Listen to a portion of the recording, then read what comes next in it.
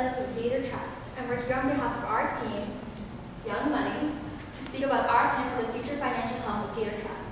I'm Catherine Cho, your CEO. I'm Lisa Tsing, the UC BDO. I'm Natalia Gall, the CHRO. I'm Paige Russell, the CFO. I'm Kate Senator, the CCO. I'm JC Johns, COO. Okay, so this is our basic, simple mission statement that we try to use every day when we make decisions. It's to keep the heart of Volusia County alive. It helps start out and generate so many businesses and different forms of revenue for the county. And we are not just a corporation, but we are also a family. And so this is just a simple breakdown of our plan, and it includes 3 steps. And our plan is a mixture of option 1 and a creation of our own funds. Our plan occurs in 3 steps. Step 1, get the bailout money and pay out the bonus that we are obligated to pay. And in step 2, we are going to increase the interest rates, increase our analysis of each future borrower, and create inclination to borrow by creating different kinds of programs, while also decreasing the future bonuses of our employees until we get the majority of our bailout paid back. In step 3, we're going to watch our bank grow, and in the 8th year, we're going to move into or expand into Jacksonville. And in step 1 of our plan, we plan to take the bailout money and pay the bonuses that we are contractually obligated to pay. But after we pay these bonuses out, we're going to decrease the amount of the future bonuses given to our employees by 50% until we get the majority of the money from the bailout paid off.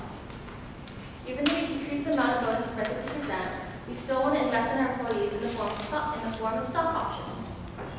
They will be given stock options for Gator Trust. Therefore, this will also serve as an incentive to stay with our company and to work even harder and to create more income for our company. We are going to increase the interest rates by a percentage point or 2, nothing too drastic, and in order to increase the revenue that comes from loans and mortgages, and in order to increase the money that comes from loans and mortgages. Our plan is to take the bailout money provided by the Florida government and use it to pay out these bonuses that we're obligated to pay our employees. But within the next 10 years, this bailout money needs to be paid back to the government. Therefore, the bottom line is we need to increase our net income. Step 2 of our plan is drivers on extracting. A bank's main stream of income is the money it makes off the interest on loans and mortgages. So in order to increase our revenue, we need to increase our interest revenue in order to pay back the bailout money and to avoid any sort of future debt. If there is an increasing interest rate, there will be an increase in the amount of money stored in our bank, and therefore we will have a higher amount of capital to loan out. There will also be more money made up of each payment for each loan and mortgage because of the increase in these interest rates. But the amount of money that is being used and invested in our employees through bonuses is extremely high in proportion to the amount of revenue our bank is actually making in this economic standstill. Therefore, we need to decrease the amount of money that we are investing in our employees in the form of bonuses once the net income increases. So, we will initially pay the $6 billion out to all the previous employees, and then after that, we will cut the bonuses in half until there is a substantial increase in net income that is made. But like previously stated, before employees will be given stock options in place of the lost bonus money. So we will increase our net income over the years by decreasing the values of the bonuses until we have the majority of the money paid off. We will also increase some of our qualifications to get a loan or mortgage to avoid any sort of default made by borrowers. But people might not be inclined to spend more money during this period, and instead be inclined just to save it or store it, so we gain more interest. Therefore, we are going to entice people to take out a loan by creating a program that connects to the students of the University of Florida. There are many fine minds here, and any students at UF, particularly the Warrington Business School, have any sort of ideas for setup for a company or business, we will be more than willing to be a main investor for these students. But they have to meet the expectations we have set out. Facebook got started in a college dorm room, and we want to facilitate the journey for those students. We don't want their idea to be hindered and undiscovered because of the lack of financial backing. We understand that these loans are considered high risk. In order to make a higher revenue, a gamble is sometimes necessary.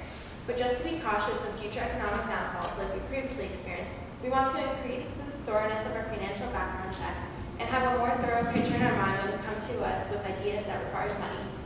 Therefore, with our projected outcomes, we want to then expand into Jacksonville within the 8th year after the bailout money is paid back.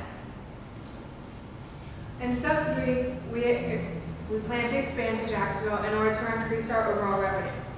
We don't want to under or overestimate our total earnings in Jacksonville, so we stayed with the $16 million that was projected and given to us in the packet. We chose the 8th year because by then we will have paid out 50% back to the government of the bailout money, and the revenues from interest will increase from over $2 million. In Jacksonville, and to make sure we're not in the same economic state, we will lower the bonuses that those employees get because they're new employees. This table shows what we project for the next 10 years. As incoming into our first year, we have 7 from profit from previous year. We have $7 million over after we accepted the bonuses, so that's how we started out. And then in the 8th year, in the 8th, 9th, 10th year, those are highlighted in red to show that that's when we moved to Jacksonville. We used the $31.5 million in the 7th year that was our net income. We used 20 of it to start our reserve requirement, which is that's why I jumped to 40. And then that's why in our 8th year, our profit from previous year went down to 11.5. Now this is the best route to take as opposed to option 1, which could increase our interest revenue to $16.5 million, but this will not ensure that this amount will remain the same. Thus, it will jeopardize the ability our bank has to pay back the money we receive from the government. In option 2, it is ethically wrong to deny our workers money that they were promised through a contract. It's also really risky financially because the lawsuits that will result from the denial of handing out the bonuses will be more expensive than the actual bonuses themselves. And in option 3, this plan is financially beneficial, but this is not how we want our bank to be perceived. We have been the heart of Alachua County for 50 years, and leaving this county when they need us most is not an option for us. No party should be punished because of uncontrollable factors. The customers will benefit from this plan because they'll still have a bank in Alachua while also having a bank in Jacksonville after the 8th year. They will feel very secure and safe with us because of the sacrifices we have made for them. The employees get to keep their jobs while also getting the bonuses, which they would not get in any other company. We're faithful to the employees because we still give them some sort of bonus, even though we're going through these hard times. The stockholders are the people that own part of this company, and they'll benefit because the amount of money that they could potentially make is increasing by increasing the interest rates and the amount of loans we give out. The stakeholders in this company will benefit from this plan because it provides an increase in jobs and allows current employees to keep their jobs with some kind of benefit. So by combining these 3 steps, we can fulfill our mission statement while also being financially thoughtful towards our own company. We get to stay true to our county, and by staying here and not moving to Jacksonville until the 8th year, we get to expand. Thank you very much. Thank you.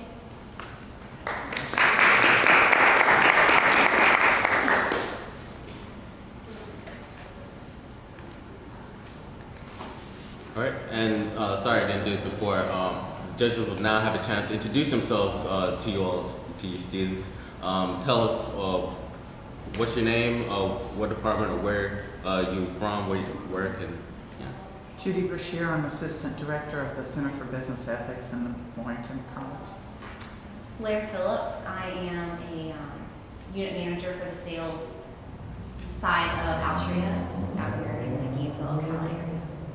Jen Brooke, I'm also a unit manager for Altria Group down in Boca Raton, Florida.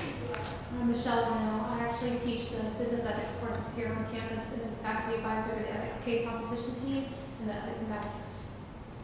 I'm Fiona Barnes, Director of the Center for Management Communication. I teach writing courses, so I invite you to come here.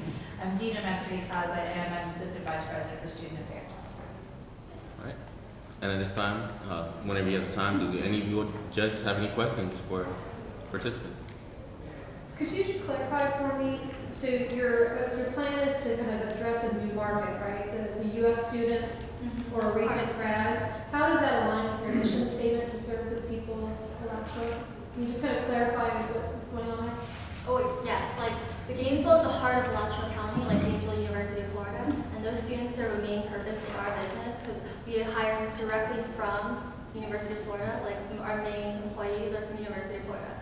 And so if we get to be a main investor in those like brilliant minds that are coming from like this, coming from Warrington Business Program or any kind of program here at Florida, or the UF, we get to be more involved in the creation of expanding with these students. When you say investing in the students, do you mean investing by employing, or do you mean by investing in startups, for example? You mentioned Yes, Facebook. both. Is this what Yes. you're talking about? Both. Like we can invest like financially in like they can work for us. That's one part. But then the second part is there's a lot of we want to take on more high risk loans, but we want them to be. We don't want the risk of default to be as high. And with we know that these students they have the right mindset. They have like the right kind of encouragement. So as long as it's more not as I guess not as risky in my opinion if these students were going to be invested in than other people of the county. We're employing them and we're investing in their ideas, as was Facebook was investing. We want to come up with that next Facebook idea. Do your contracts just run 1 year, or do you have contractual obligations with your employees for a longer period of time? We have contractual obligations because we mentioned when they did the stock, when they got their stock with added on into the bonuses, that they couldn't sell them for 2 years. So they So would their invest. contract is for 2 years? Yes. After we get And are you going to lower their bonuses in the second year? Yes, on maybe the by graph- 50%. Yeah, on the graph, on our chart, we kept their bonus, we lowered them for the first 5 years. And that's why our yearly cost of bonuses went down by half for the first 5 years. And then for the 6th and 7th year, because we saw that we were growing in our business, we brought their bonuses back up. And then for the 8th, 9th year, the $6 million is still for Alachua, and the $3 million would be for the one in Jacksonville. And then we raised it in the 10th year for Jacksonville. Don't you have contractual obligations to pay their bonuses as they're in their contract? From the previous year? Or from before, like, all this started out? First year, Yes, second year, yes. 2 years, you said, is their contract. That's why the first years are 3. You haven't lowered them in those years. No. No, we lowered them in the first. We paid out the 2. We paid out the $6 million total, and from the first year, that was from previously. And then we started fresh over from that, and then we lowered them by 50%. So you're negotiating new contracts? Yes. Sorry, we didn't need that. All right, that's your 3 minutes of questions, a little bit over. Thanks a lot. We'll have the judges